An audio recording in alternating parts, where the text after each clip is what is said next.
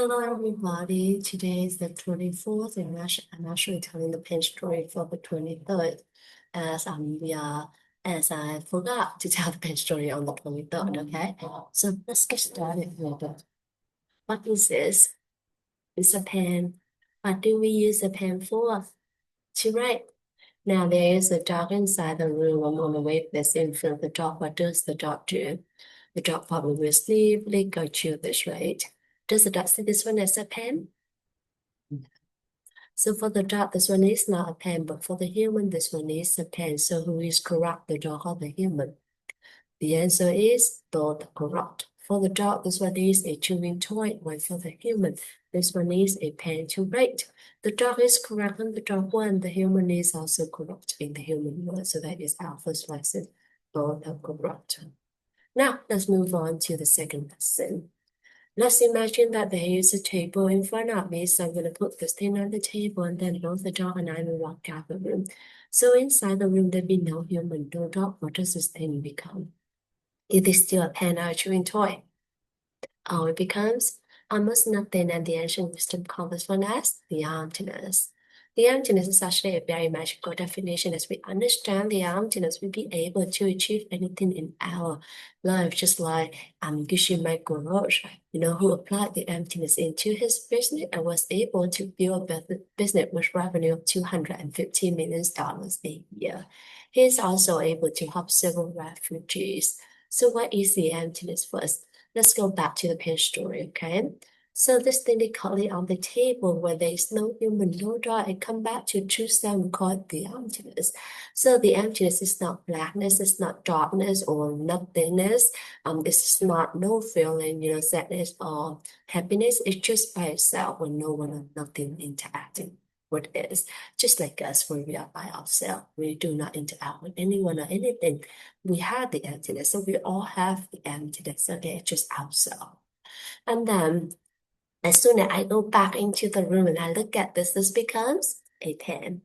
When the dog comes back to the room and the dog looks at this becomes a chewing toy. And when both the dog and I come back to the room at the very same time, we both look at this at the very same time, what does this thing becomes? It becomes two things, a pen for me and a chewing toy for the dog. So a single thing, right? When there's no human, no dog, and nothing to interact with, it comes back to choose someone called the emptiness.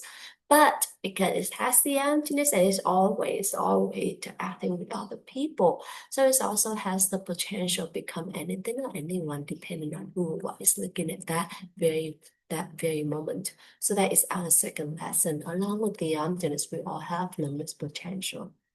Now I see this as a pen. So does this pen coming from me or does this pen coming from the thing itself? This pen is actually coming from me. Why am I so certain? Because if this thing is the pen itself, then the dog or anything in this entire universe will have to see it for one each, which is a pen. But does the dog see this one as a pen? No. So for the dog, this one is not a pen, but for the human, this one is a pen. So who is correct, the dog or the human? The answer, so sorry. So because what, so this one, okay, so the dog doesn't see this as a pen, right? So this pen is actually coming from my mind. This pen is actually coming from me. So everything is actually coming from our mind. So that is our third lesson. Everything is actually coming from our mind. So go into the fourth lesson, okay? So I see this as a pen, so this pen coming from my mind, right? So I'm going to change my mind. I'm going to believe this one become a diamond, okay? So please pray with me. Diamond, diamond, diamond over my eyes. It's still a pen. So what in my mind that forced me to see this as a pen but not a diamond? They all sit inside our mind that the ancient wisdom calls as karma. When we see something, the sit inside our mind pop up, open up, and cover this and made us see it for what had been planted earlier into our mind. So who planted those sit into our mind then? Only you can plant the sit into your mind, and only I can plant the sit into my mind. How can we do it? We do it by three ways, by our word, by our actions, by our thought, especially toward other people. So for instance, I'm going to hold on to this and I'm going to say that I have the pen. Would you like to have this pen?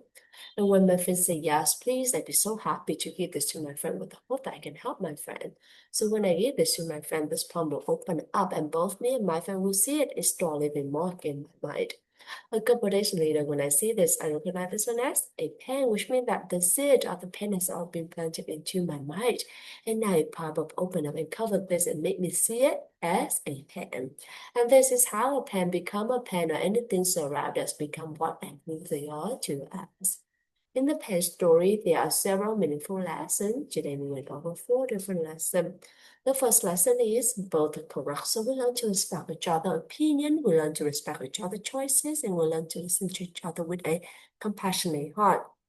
But remember, in order for you to do that with everyone else, remember to do it with yourself first. So listen to yourself and try to understand yourself, be compassionate with yourself, and then, respect your decision. When you respect who you truly are, that is when you're going to move to the next lesson, which is lesson number 2, along with the emptiness, we all have limitless potential. So what does it mean by that? So it means that we learn to trust our potential, we learn to trust the potential of everyone or everything surround us, and we also learn to trust the potential whatever happened to us, so that we can work toward that potential. But before we can, prior to the fact we can acknowledge and trust our potential, we have to trust ourselves first. We have to see what we truly are, accept what we truly are, and trust ourselves first before we can go to see what the potential in our God, in the situation in ourselves and other people. Okay. So that is the second lesson. And then with that, moving on to the third lesson, is everything is actually coming from the seed inside our mind. So, whatever that we do, we will be responsible to 100% to that. So because we are the only one who can plant the seed into our mind using our word, our action, our thoughts toward other people. So once you have something in your mind, so that this is already in your mind, right? So if you see the potential in the potential of everything in your mind, so you work toward that potential using your word, your action, your thoughts, okay? And then making that potential become your reality. And that is the reason of that is the lesson number 3. But we also know that, if there is unwanted thing, undesirable things happen to us, it's not that, we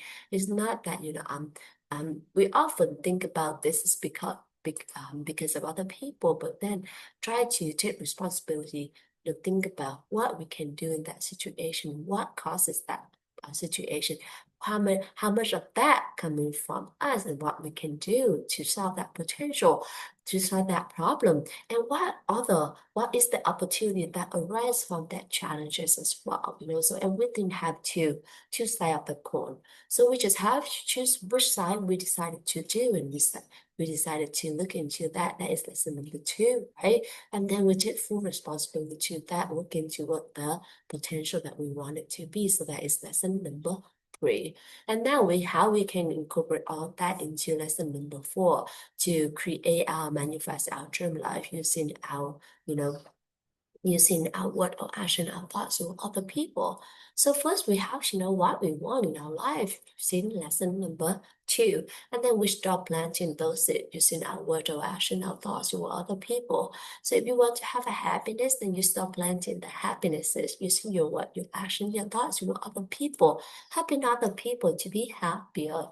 If you want to have prosperity, then use your word, your action, your thoughts with other people, helping other people to be more prosperous. And just like that, that is the way for you to plant the seed into your mind to ensure that one of these days you're going to harvest whatever the fruit from the seed that you plant.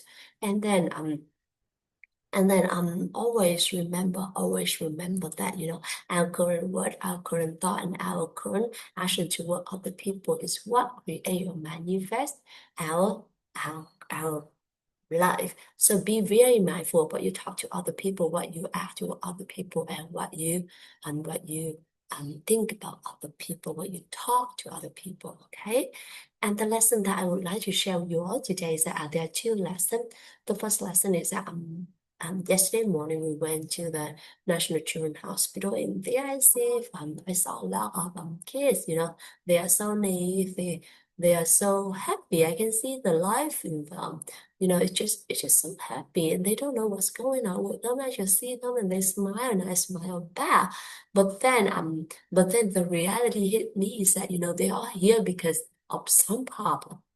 And the longer they stay, it means that the longer the more severe their problem. And that really broke my heart because I'm seeing how little they are, and then and then their family. Everyone has to go through those. But then on the other hand, I feel very blessed to be able to come there, not as a patient but more as someone to help to improve the capacity of the hospital so that the hospital will be able to treat more patients and help them, those baby, in one way or another. And that is something that I'm really looking forward to. And I think, there might be difficulty, there might be challenges, there might be stress, or there might be times that I feel not very happy. But then thinking about those kids and those families, and what we can do for them through our training program is really, or just our program in general, is really a motivation for me to move forward. And I think that is the lesson number two and lesson number three in there. Thank you everyone for listening to me today. Thank you everyone for accompanying me in this 3,000-day journey.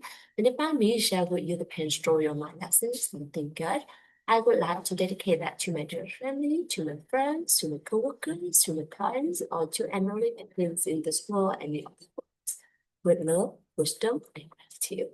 And also to those baby, in the National Children's Hospital. I hope that they will have the strength and and the and the resource to overcome their happiness. Thank you so much everyone for listening to me today. See you. Have a good day. Bye bye.